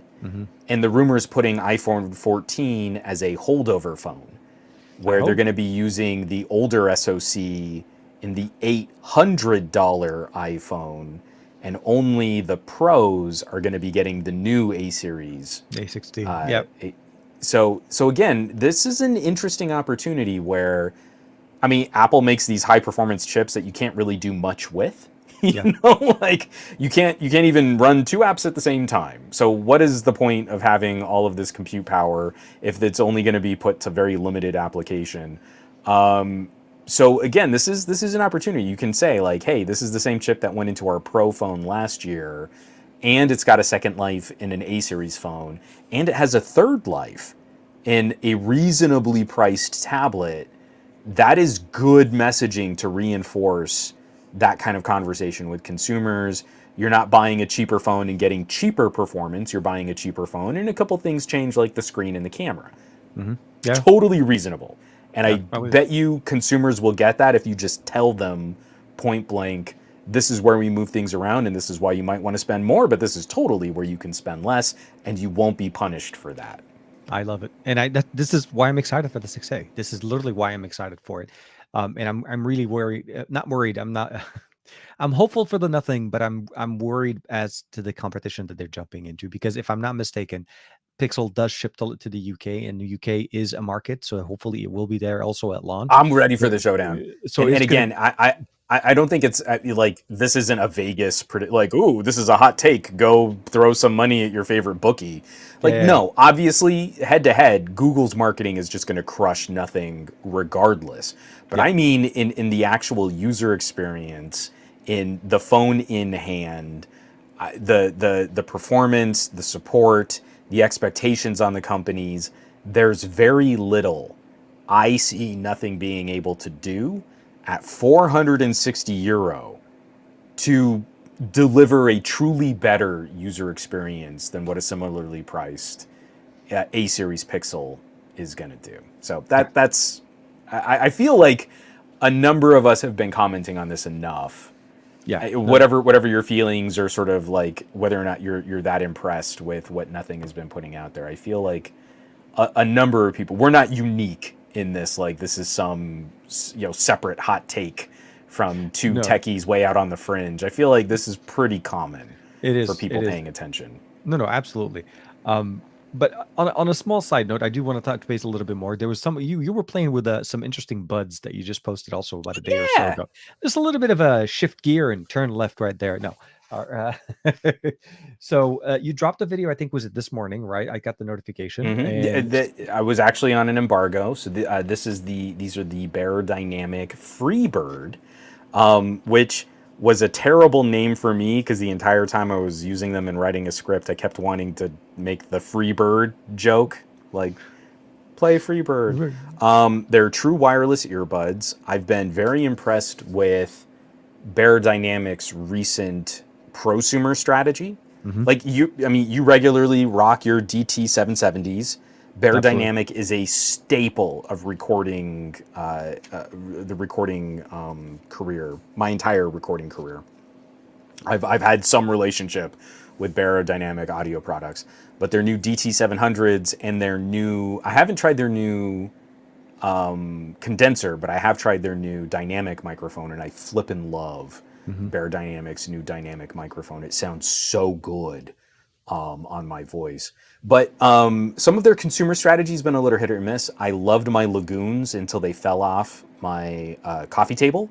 And so from a height of about 2 feet, something shifted in the headband enough that minor eyebrow movements would cause crinkle sounds in my headband that would like ripple all the way back down into my ears. And so unfortunately, while I loved the Lagoons when they were pristine out of the box, the minorest of lifestyle abuse rendered them almost completely unlistenable. So that's not these. No. So the Byrd True Wireless 10mm drivers, Bluetooth 5.2 using aptX Adaptive, aptX, and AAC. Okay. A very good ANC, not class leading. So if you want earbuds that hyper isolate and completely block everything around in the world around you, these would not be my pick. But these have been some of the best that I've heard. They're up there with like the premium tier Sennheisers and Sonys. Okay. When you activate the ANC, it is so beautifully consistent. ANC, even on some really good, sort of more expensive earbuds, to me, you can hear a tweak or you lose some clarity or something in the mids drops out. The EQ changes. It's like magic to me that we have active noise canceling as good as it is these days. But there's something sublime about ANC that sculpts audio around noise and doesn't affect the quality of what you're listening to. And these are some of the best. I mean, I'm sure someone with golden ears would still be able to pick apart any consumer true wireless earbud, but this to me was one of the better examples of that tuning done well. They also use a very interesting quick pairing feature. Okay. So it doesn't use a traditional multi-point. It's not like AirPods, where you're multi-connected to 2 to 3 devices all at the same time. This will remember 6 different hosts. And so you go to the host and you still have to tap pair with the earbuds. Okay. But the earbuds don't ever have to power cycle or reset or anything. So if you're listening to audio on a phone and then you push connect on your tablet, it is an almost immediate. It is not as fast as True Multi-Connect, but it is almost as fast as Multi-Connect. It'll transfer over and start playing the audio from the other host device, and you can do that with up to 6 things. Not bad. So not as seamless as multi-point like on the OnePlus Buds Pro, but pretty close and with a greater variety. I mean, you can pair more devices to the single thing. Just you're really able to also solid. keep higher transfer frequencies when you're able to do it in this format as opposed to multi-connect. Because what you lose whenever you do have true multi-connect, when you're actually connected to 2 devices at the same time, is, let's say, if it supports LDAC or something like that. With you got to get out of the fancy codecs. Yeah, you have to jump off the fancy codec, and you're like, well, wait a minute, I wanted fancy codec connected to everything. Well, buddy, it doesn't work that way. Unless you want to nuke your battery in like 2.5 seconds. It takes a lot more power, and it says that specifically, when you're running at the higher codec, you're sacrificing battery for quality, and I think that's the purpose. That's what happened. But okay, aptX Adaptive, ANC on, 8 hours of playtime on a single charge. Wow. ANC off, 50 to 60%, or are we talking higher? According to Beyerdynamic, they only rate their products at 100% volume output. I could not kill them in a day. I genuinely don't know how close their estimates are. ANC off, they estimate over 11 hours of playtime on a single charge. Wow. Okay. the case adds 19 hours of additional playtime out in the field. I dig it. I dig it. I'm thinking like, nice long 11-hour, 13-hour flight to Europe. This easily hangs in there between a couple of naps and eating and stuff like that. So this is occasionally putting them back in the case. Well, yeah, of course, but I'm sure they'll have fast charging that 10 minutes or 15 minutes. They'll give you like a couple it's hours. 15 minutes for I think 2 hours of playtime, which is literally pretty standard now with most buds that you pick up on the market. So I'm excited. This is nice. I'm glad you were able to get a chance to put that out. And I know we were. I mean, so we talked about at the beginning of the show. We like, I'm surrounded by monitors, but surrounded by monitors and earbuds and I mean, if you want to see, I've got the Innocent actually set up on my desk right there, and I pulled the UPerfect, and I could flip this around. I've got the Cooler Master 34-inch 144 hertz gaming monitor. This thing is epic. Absolutely. I have way too many. We got to get you on Call of Duty, man. We just need to get you on Call of Duty, hook it up, and start some gaming. But why? I mean, have you tried playing Vampire Survivors on a 34-inch curved ultra wide? It's amazing. You should really give it a try. Have you seen my setup? 8-bit pixel art, but it surrounds your entire field of view. 1,000? Is it 1,000? Who wouldn't want the curvature of your eye? I so desperately want to do this Cooler Master review, doing like NES emulated ROMs and like pixel art games. Like I'm gonna do Crypt of the Necro Dancer, where it's like it looks like it came off an Atari, but it's in ultra wide. And it runs at 144. No, that does. Yeah, I know. I would love to see that.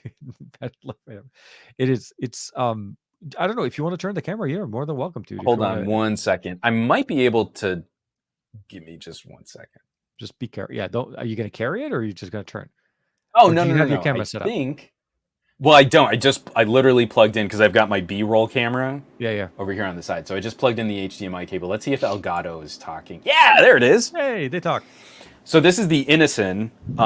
They make the art monitor that I'm currently using, and this is a portable OLED. It's got a really cool magnetic clasp on the back. So it's got that like fancy arm. This is it's only 1080p, and it is a little pricey. Let me do this. But it's a gorgeous OLED. But if I pull this, so pardon the shake because I'm kind of not steady cam. Make sure you don't show anything we're not supposed to see. I don't think I've got anything under any strict embargoes right now. But there's my, this is a 27-inch 4K art monitor, also from Innocent.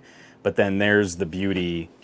Here's that real big, nice ultra-wide. 34 ultra-wide. And it's just so huge and expansive. I'm very impressed. So this has been very nice because I had an old 120 hertz Asus gaming monitor. This is a big upgrade. It was like you even have it set up with your arm, your desk arm there. It looks pretty good. Oh yeah. So unfortunately, my office is so cramped. I can't really review a monitor on its own stand. I don't have room. Like this doesn't even really fit on that little IKEA desk. No, it's a challenge. No, I'm with you. Yeah. I had to immediately go to a desk arm. So unfortunately, even in my review, I'm not going to be able to show off like, hey, it's got RGB in the stand. It's not I can't. I'm sure. I am very sure you will be able to find some stock footage you can reference and some of that in that little part. It's just it takes up so much space. I just can't. I get it. I got it. For me, I didn't set up my the 49 the G9 on the arm. Whoa, yeah. But I do understand. I'm with you. It depends on the space, the availability, and like the setup that I have right now. My 34, mine is not a curve, but like the 34-inch monitor that I have here is on an arm. You need arms on your desk for desk space and functionality. You need to raise it. There's no reason for a stand unless you really, really can't put an arm because your desk can't support it. So it's nice. So I'm looking forward to seeing that, and very happy to see the setup slowly but surely upgrading. Going curvature. Yeah. So we just need to get you on. Maybe okay. We'll talk about the games. We'll talk a little more.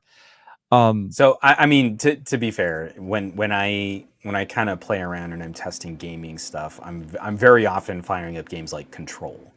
Yeah. Oh, Control And would. Oh my God, that would be man, that's really nice. pretty. Yes. And So you so need that I extra space, the curvature, just to see more. Oh my God, yes. it's so good. So I mean, like I've also been playing on the Steam Deck a lot. The one of the most recent updates actually delivered some very impressive FSR upscaling and Hmm. sharpening. Yeah, yeah. So now, if you take Control and you play it at kind of a low resolution, like 540p, so Hmm. like kind of just a bit better than standard definition, but then you set the FSR to like the highest level, it looks pretty good. And Control is now playing at 60 frames per second on a Steam Deck, Nice. and it definitely does not compare to my 2080 Ti and this ultra wide, but that is insane to see something like Nintendo Switch grade playing Control that smooth. So it's been great. I've been going through like a whole bunch of indie and arcadey games, twin stick shooters. I maybe bought the entire collection of Blaster Master Zero on Steam today, I love it. just to have something for the weekend, kind of Game Boy style, because I love, the original NES Blaster Master. But then, I mean, to sit down here and actually drive just a AAA game with this kind of expansive view on it has been stunning. It really has been beautiful. I'm excited. I'm excited to see your review on that one. So I'm really happy that you're drowning in displays, but you're drowning in such beautiful, crisp, colorful displays. So I'm really happy that You that's know, coming up. So so like we've been talking about audio products, I am not as qualified to talk about screens. mhm. I understand optical tech and lenses and things like that, but I don't even have like, calibrating equipment. I'm I was gonna not say, yeah, that I've seen guy. some videos. Yeah, some people are like they're putting their calibration tools. They're trying to make sure what the display actual color gamut. I Hmm. absolutely there is, and if for some people, like, because when I've done my reviews, I'll say this: you want to look at the technical data, look at it. I'm talking, my experience and my review is from a lived-in experience of how to use it Yeah. and what the situations I'm using and how this thing looks to me. You can, if you're trying to go into an art display like you were talking before, and you need to have that color calibration done out of the factory, out of the box, kind of there, and you don't want to go in and try to play with it to calibrate it, then there are some videos out there. It's So, but nice. yeah, so no, I totally understand. But if you get more monitors, then at some point maybe you will, expand the repertoire. Maybe that'll be something. Well, the thing I like is like audio products because I feel my ears are better descriptors for consumer grade stuff. And I feel like when I describe what I'm hearing, I can do a pretty good job of saying, like, Mhm. hey, for my ears, this is what this sounds like, and this is why I like that.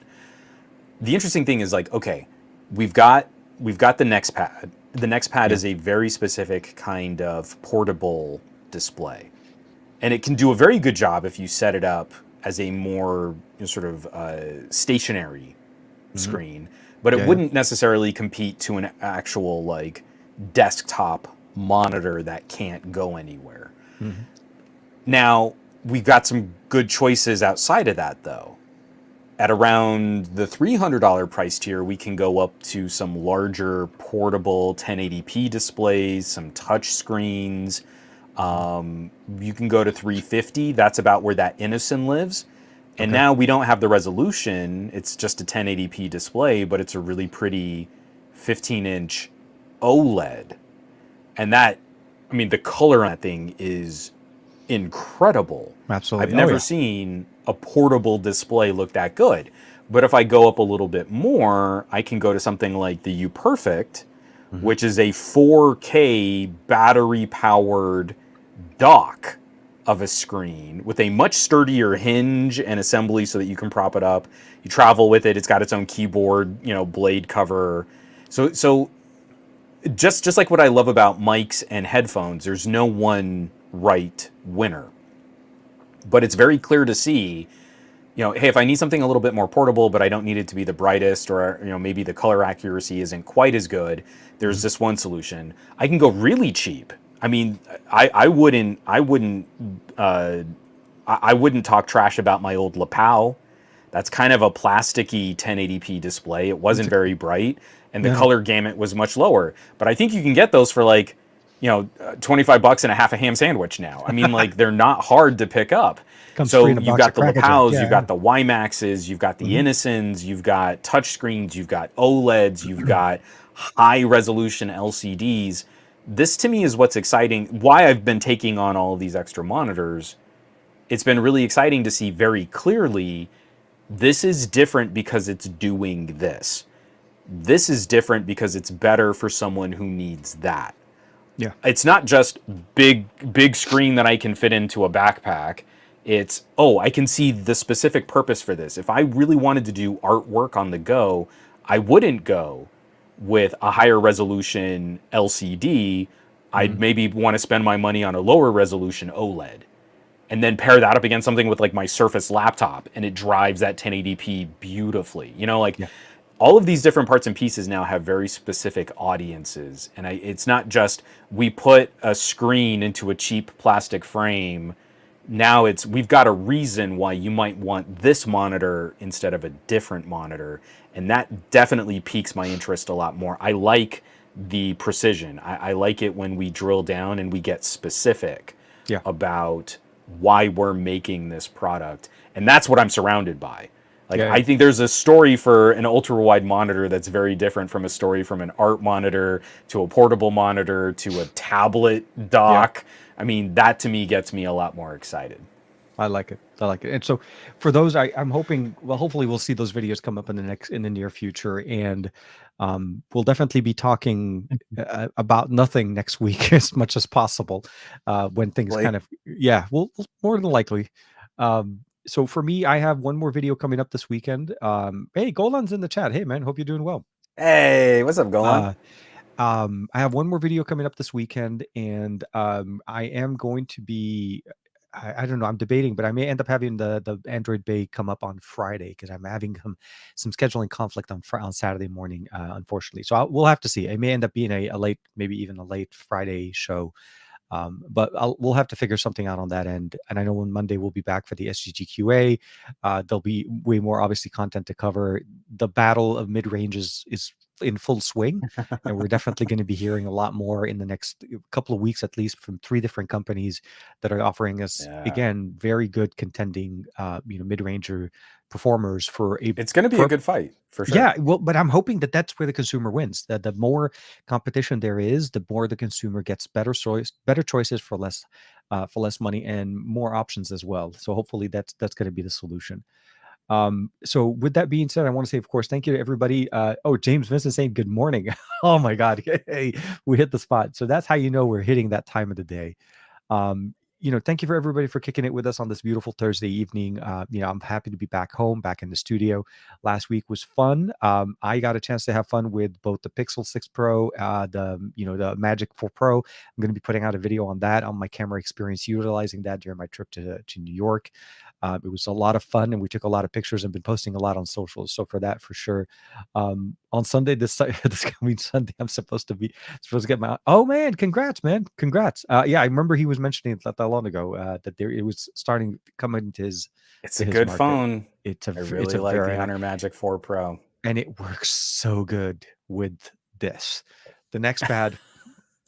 Bringing it back, circling back. Let's see. Can we get Sony to focus on full? Yay, see, it's a callback. There you go. Yeah, you bring it back at the end. You circle back, and you make sure you go with that. It's like a poetry. It rhymes. It does. If you haven't done it yet, please make sure to like and subscribe and hit that bell icon so you always know whenever our show goes live. Make sure to check out both Juan and myself's socials in the description below. And the audio podcast will be going up hopefully live within the next day or so if you'd love to hear this on the go and maybe catch up on some of the conversations. But yeah, stay healthy, stay safe. Again, let tech do good things for you, and we'll see you next week for another episode of the best of our week. Bye-bye for now. Bam.